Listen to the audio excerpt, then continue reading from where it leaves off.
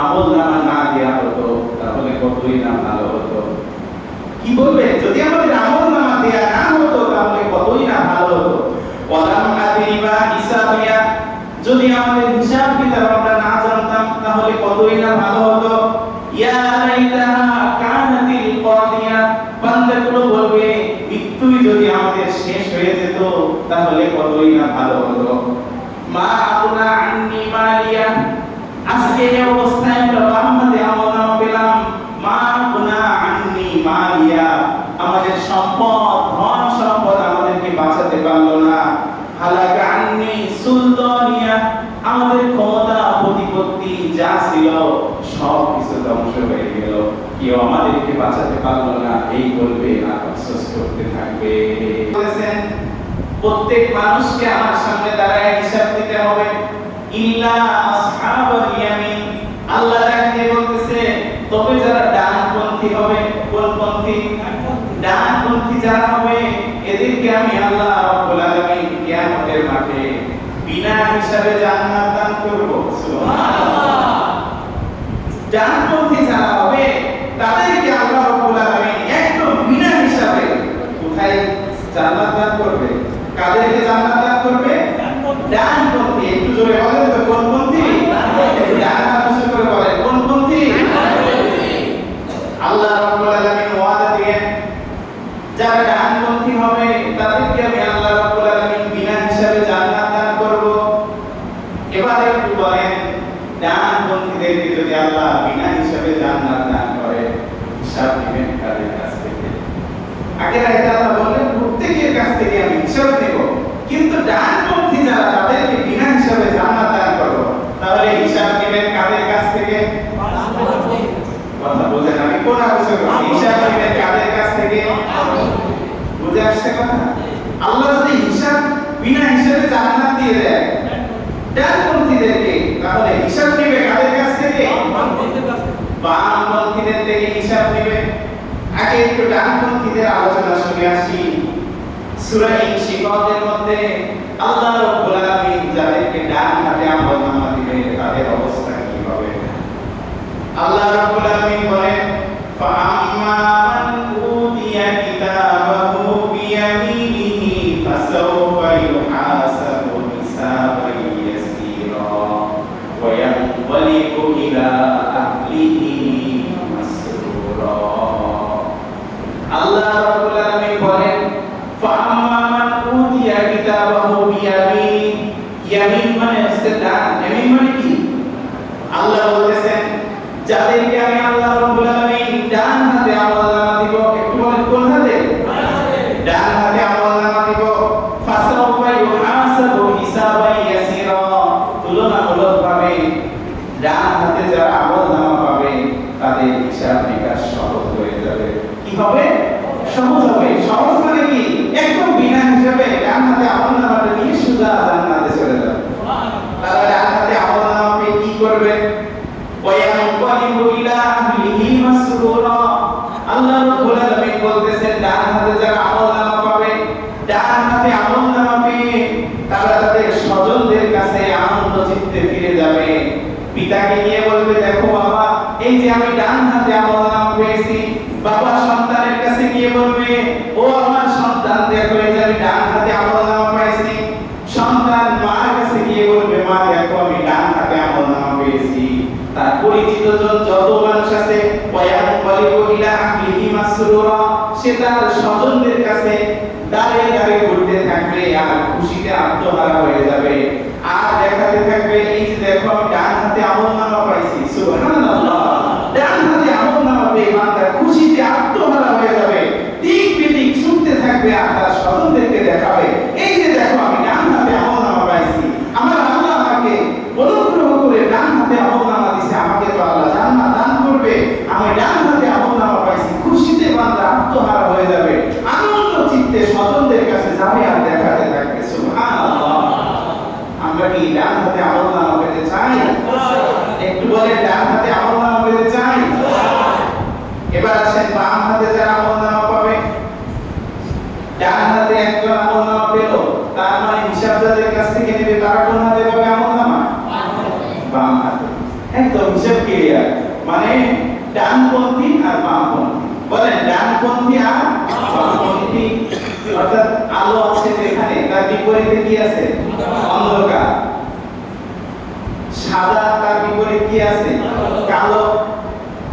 এরকম ভাবে প্রত্যেকটা জিনিসের বিপরীত আছে। রাত তার বিপরীত হলো দিন, আর ডানপন্থী তার বিপরীত হলো বামপন্থী।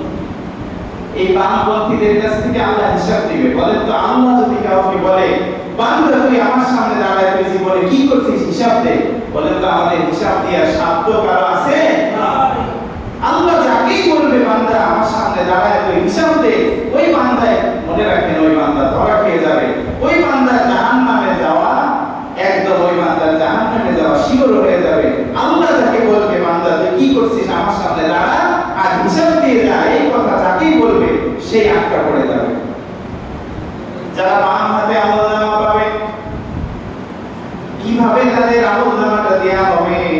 সূরা ইনশিকাকের মধ্যে আল্লাহ বলেন ওয়া আম্মা মান উতিয়া কিতাবাহু ওয়ারাআ যাহরি। আল্লাহ বলতেছেন বাম হাতে যাদেরকে আমলনামা দেয়া হবে সরাসরি এরকম বাম হাতের মধ্যে দেয়া হবে না। ওয়া আম্মা মান উতিয়া কিতাবাহু ওয়ারাআ যাহরি, তাদের পিছন দিক থেকে, পিঠের পিছন দিক থেকে আমলনামা দেয়া হবে। বলেন তো কোন দিক থেকে? পিঠের পিছন দিক থেকে তাদেরকে আমলনামা দেয়া হবে। এত সহজে আপনাদের আমলনামা বাম হাতে দিয়ে দিল আর নিয়ে জাহান্নামে চলে গেল, এত সহজ না। পিঠের পিছন দিক থেকে তাদেরকে আমলনামা দেয়া হবে।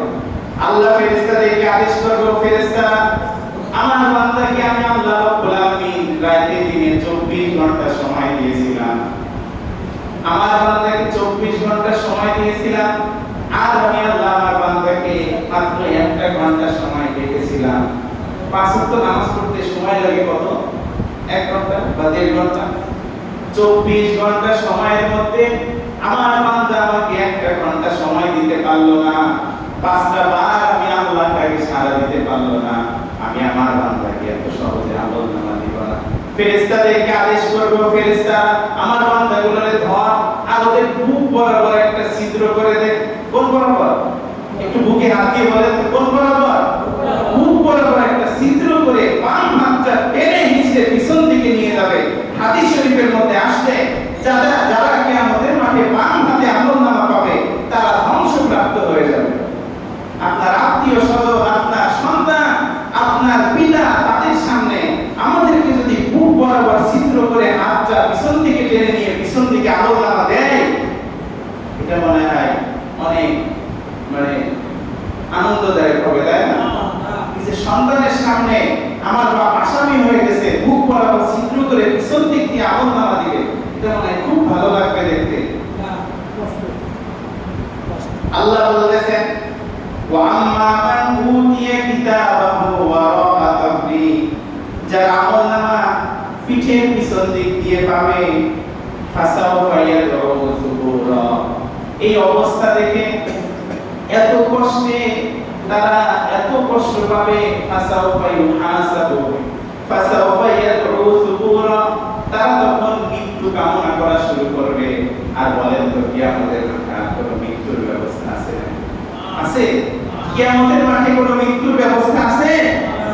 অনেকে মনে করে মৃত্যু হলে সব শেষ হয়ে যাবে, আর কি আমাদেরকে উঠাবে? কবরে গেলে লাশ পচে গেলে সব শেষ হয়ে যাবে, কি আমাদেরকে উঠাবে?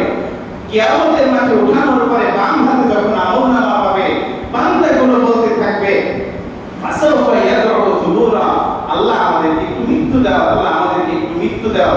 বলেন তো ওই সময় কি আর মৃত্যুর ব্যবস্থা আছে? ওয়ায়াসলা সাঈরা, তাদেরকে সরাসরি নিয়ে জাহান্নামে নিক্ষেপ করা হবে। কোথায়? একটু বলেন কোথায় নিক্ষেপ করা হবে? বাম হাতে যারা আমলনামা পাবে তাদের অনুভূতিটা কেমন হবে? সূরা আফফার মধ্যে আল্লাহ রাব্বুল আলামিন তাদের অনুভূতি তুলে ধরলেন। আল্লাহ রাব্বুল আলামিন বলেন ওয়া আম্মা মান উতিয়া কিতাবাহু বিশিমালি ফায়াকুলু ইয়া লাইতানি লাম উতা কিতাবিয়া, যাদেরকে বাম হাতে আমলনামা দেয়া হবে, বিশিমালি কোন হাতে? একটু বলেন কোন হাতে? বাম হাতে যাদেরকে আমলনামা দেয়া হবে, বান্দাগুলো বলতে থাকবে ফায়াকুলু ইয়া লাইতানি, ফায়াকুলু তারা বলতে থাকবে ইয়া লাইতানি, হায় আফসোস, হায় আফসোস, আফসোস লাম উতা কিতাবিয়া, যদি আমাদের আমলনামা না দেয়া হতো তাহলে কতই না ভালো হতো। কি বলবে? যদি আমাদের আমলনামা দেয়া না হতো তাহলে কতই না ভালো হতো। ওয়ালাম আদিবা হিসাবিয়া, যদি আমাদের হিসাব কিতাব আমরা না জানতাম তাহলে কতই না ভালো হতো। ইয়া লাইতাহা কানাতিল কাদিয়া, বান্দাগুলো বলবে মৃত্যুই যদি আমাদের শেষ হয়ে যেত তাহলে কতই না ভালো হতো। মা আকুনা আন্নি মালিয়া, আজকে এই অবস্থায় আমরা বাম্মাতে আমলনামা পেলাম। মা আকুনা আন্নি মালিয়া, আমাদের সম্পদ ধন সম্পদ আমাদেরকে বাঁচাতে পারলো না। হালাকা আন্নি সুলতানিয়া, আমাদের ক্ষমতা প্রতিপত্তি যা ছিল সব কিছু ধ্বংস হয়ে গেল, কেউ আমাদেরকে বাঁচাতে পারলো না, এই বলবে আর আফসোস করতে থাকবে। فقد قال الله سبحانه وتعالى في كلامه المجيد والفرقانه الحميد أعوذ بالله من الشيطان الرجيم بسم الله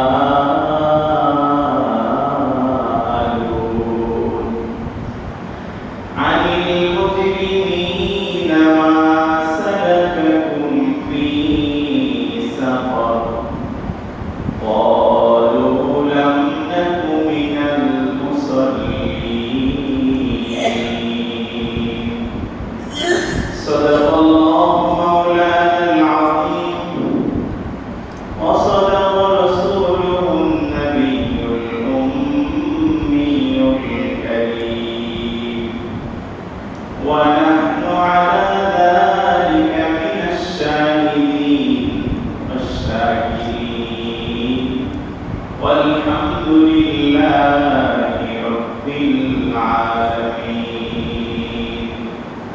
إن الله وملائكته يصلون على النبي يا أيها الذين آمنوا صلوا عليه وسلموا تسليما.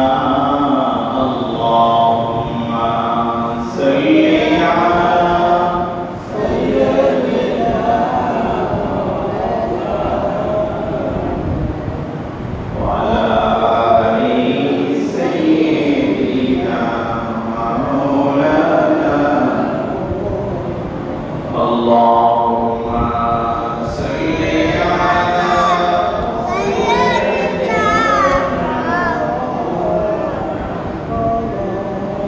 وعلى آل سيدنا.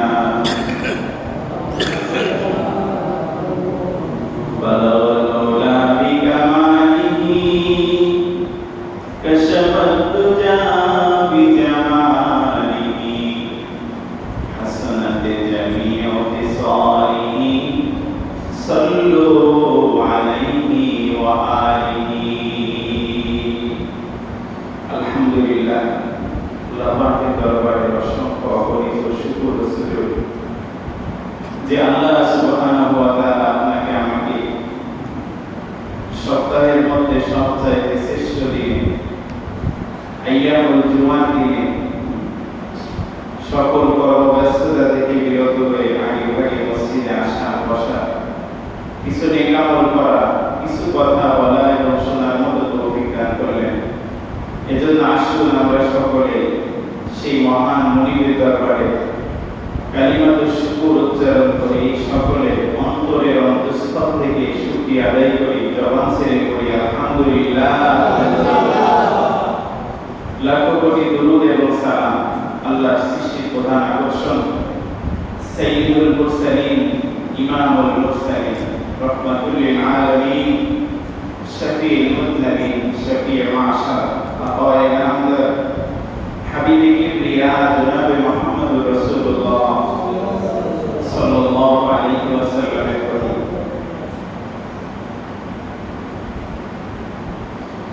আমি আপনাদের সামনে আজকে কোরআনে 114টা সূরার মধ্যে থেকে একটা সূরা আছে, সূরার নাম হলো মুদ্দাসসির। সূরার নাম কি? সূরা মুদ্দাসসির। সূরার নাম কি? মুদ্দাসসির। এই সূরা 38 নম্বর আয়াত কারিমা তেলাওয়াত করেছি এবং আরো কিছু আয়াত তেলাওয়াত করেছি। এই আলোকে আপনাদের সামনে অল্প কিছু সময় কথা বলবো। আমরা জুমার নামাজে আসি আর কথা শুনি আর চলে যাই, এরকম যদি একটা দুইটা নয় 50-60 বছর ধরেও যদি জুমা পড়ি, কোনো উপকার, এই কথা বলা শুধু বলাই থেকে যাবে, কোনো উপকার আমাদের করবে না। এজন্য আমাদেরকে একটু আমলের নিয়তে শুনতে হবে। কিসের নিয়তে? আমলের নিয়তে। বেশি বেশি আমল করার দরকার নাই। একটা প্রতি জুমায় যদি আপনি একটা আমল নিয়ত করবেন যে এই জুমায় আমি একটা আমল নিয়ে যাব, কয়টা? একটা, বেশি দরকার না। একটা যদি করতে পারি, প্রতি মাসে 4টা জুমা আছে, প্রতি বছরে 48টা জুমা, তাহলে 48টা ভালো কাজ আমাদের ভিতরে বছরে তৈরি হয়ে যাবে। কিন্তু এখন যদি আমরা দেখি আমাদের মধ্যে ভালো কাজ কেমন খুঁজে পাওয়া যায়, ওই 50 বছর আগেও ঠিক যেই কাজগুলো করতাম এখনো ঠিক সেই কাজগুলো করি। কোনো ভালো কাজের আপডেট আমাদের ভিতরে আমরা করতে পারি না। এজন্য আমাদেরকে একটু দিলের কান দিয়ে, মনের কান দিয়ে শুনতে হবে এবং আমলের নিয়তে শুনতে হবে। কিসের নিয়তে বলেন তো? আমলের নিয়তে শুনতে হবে। না হলে এই জুমায় কথা বলা আর না বলা উভয় সমান।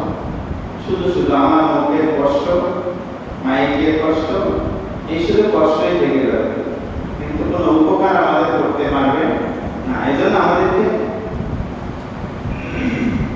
একটু আমলের নিয়তে বসে শুনতে হবে। আমরা পারবো তো ইনশাআল্লাহ আমলের নিয়তে শুনতে? আসুন আমি আপনাদের সামনে কোরআনে হাকিমের যে আয়াত কারিমা তেলাওয়াত করেছি, এই আয়াত থেকে কিছু সময় কথা বলবো আপনাদের সামনে ইনশাআল্লাহ। অল্প কিছু সময় কথা হবে।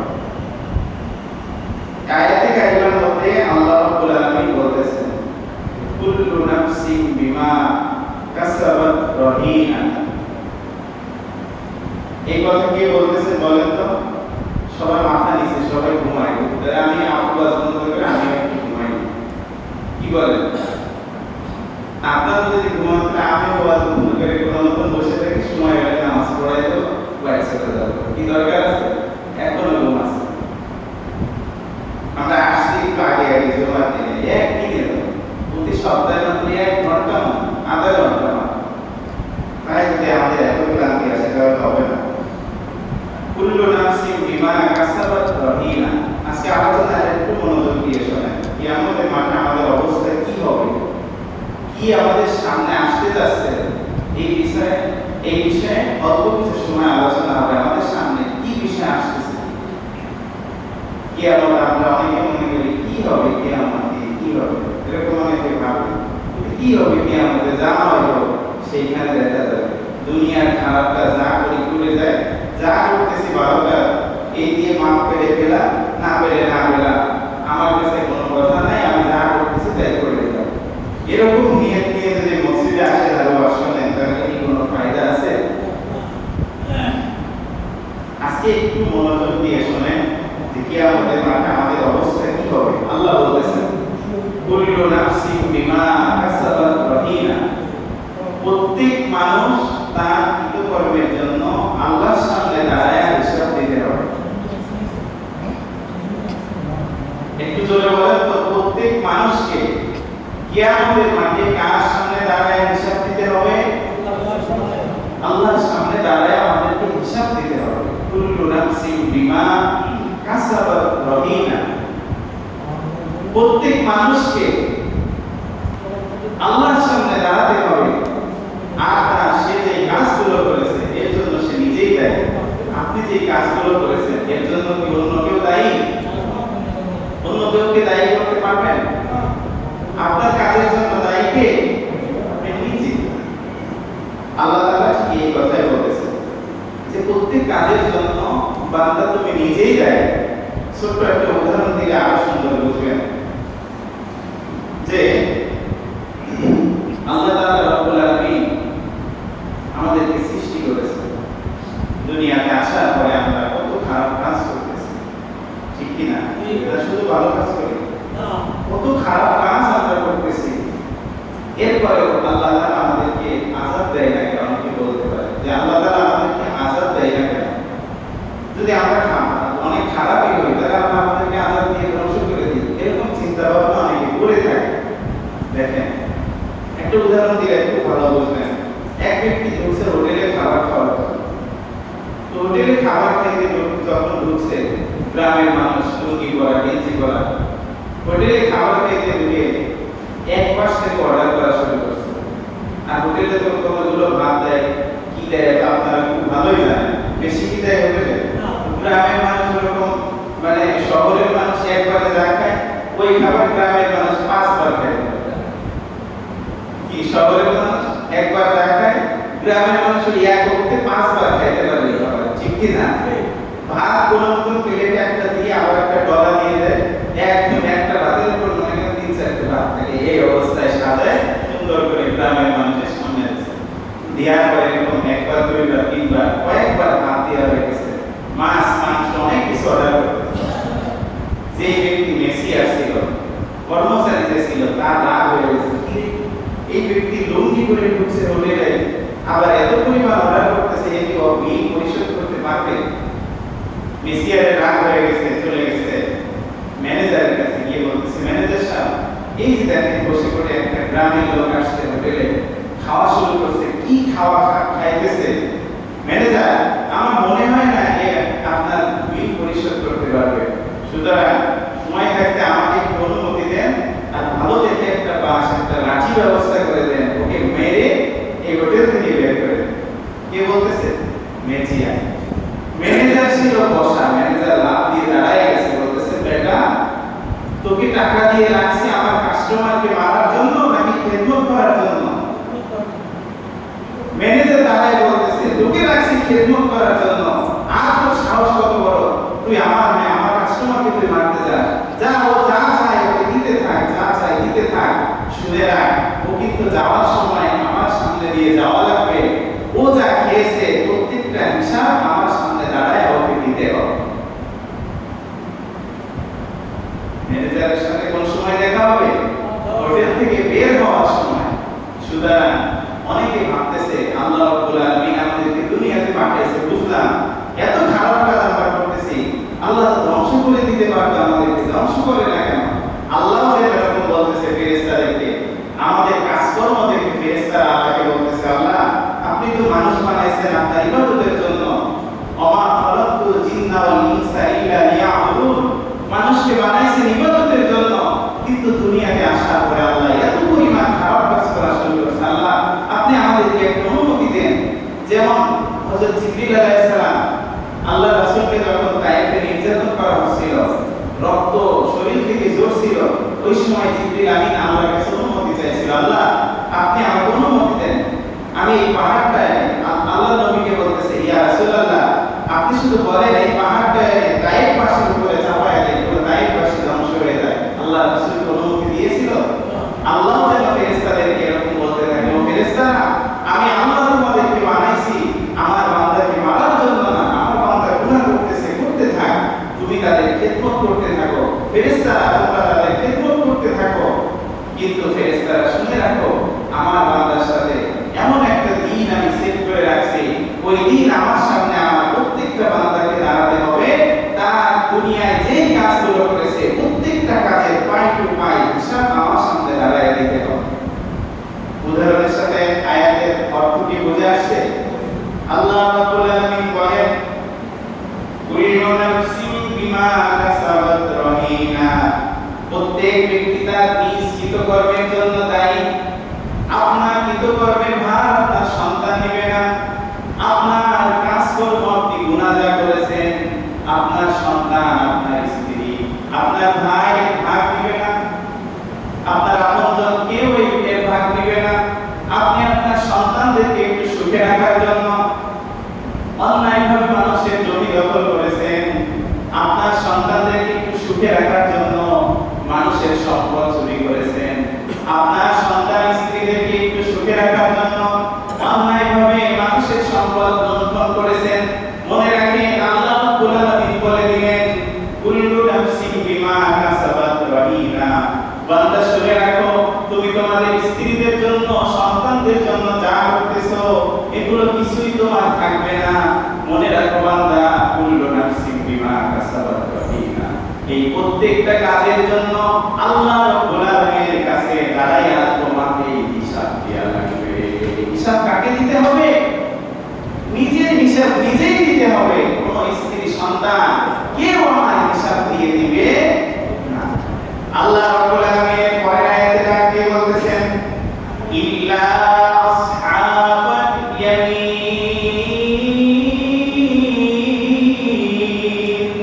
কোন হাতে আমলনামা যারা পাবে?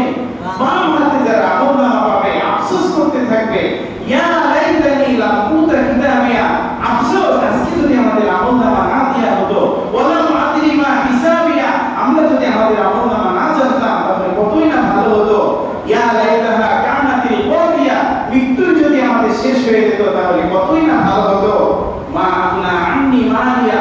আফসোস করতে থাকবে আর বলবে, আমি কত সম্পদ অর্জন করেছিলাম দুনিয়ায়, সন্তান স্ত্রীকে একটু ভালো রাখার জন্য কত সম্পদ অর্জন করেছিলাম, আজকে আমার সম্পদ আমাকে বাঁচাতে পারলো না। মা আনা আন্নি মালিয়া। আমার সম্পদ আমাকে বাঁচাতে পারলো না। হালাকা আন্নি সুলতানিয়া। যেই ক্ষমতা বড়াই দেখায় মানুষ ভালো কাজে বাধা দেয়, যেই ক্ষমতা বড়াই দেখায় মানুষ আজকে মানুষকে নিষ্পেষিত করে, গরিবকে একবারে চাপাতে চাপাতে সমাজের সবথেকে নিকৃষ্ট স্থানে ফেলে রাখে, যেই ক্ষমতার বড়াই আজকে তোমার এত পাওয়া, সেই দিন মানুষগুলো বলতে থাকবে, হালাকা আন্নি সুলতানিয়া।